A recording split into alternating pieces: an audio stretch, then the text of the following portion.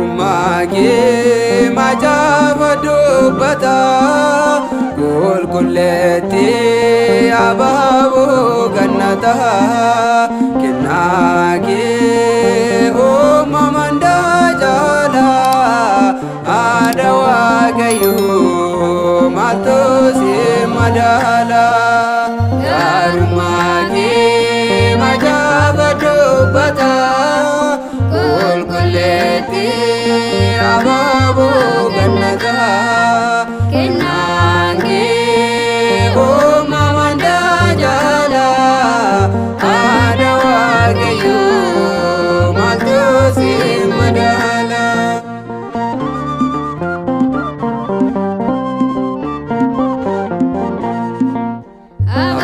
Abaaboo gannata kennaan kee addaadha.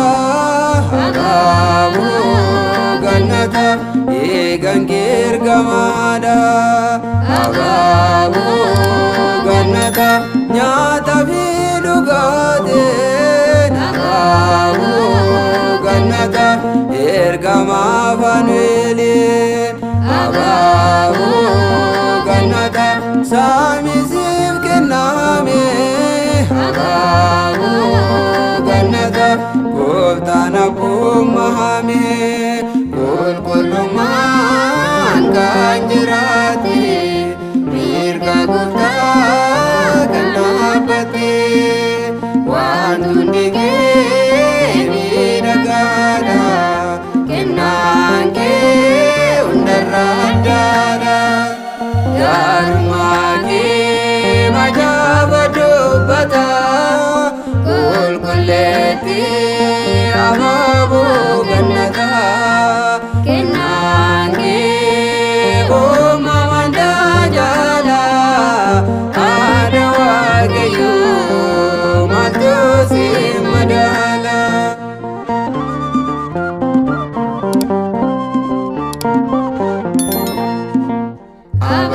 Abaaboo gannata gooftaan filatamtee.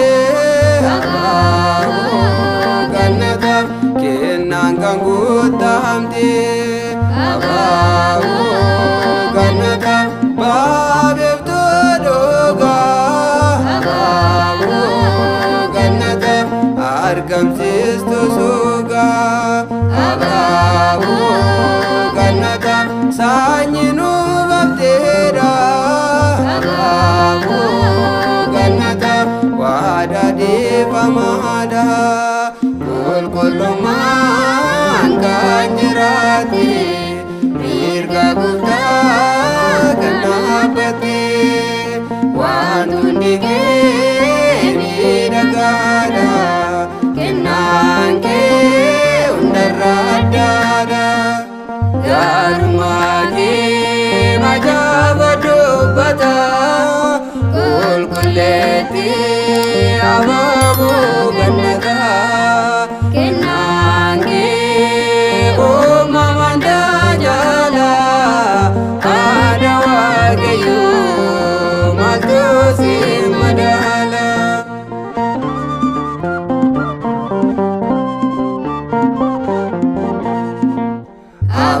Abaaboo gannata mudaa kan hin qabne. Abaaboo gannata ifa kan hin dhahamne. Abaaboo gannata dubree Maariyaamiin. Abaaboo gannata dunkaana Abrahaamiin. Abaaboo gannata yaada waaqayyoo. Abaaboo gannata nuufis taate hayyoo. Qulqullummaan kan jiraate mirga gooftaa kan dhaabbate. Waan hundi kee miidhagaadha. Kennaan kee hundarraa addaadha. Gaarummaakee macaafa dubbata qulqulleetti abaaboo gannata kennaakee uumamaan daajala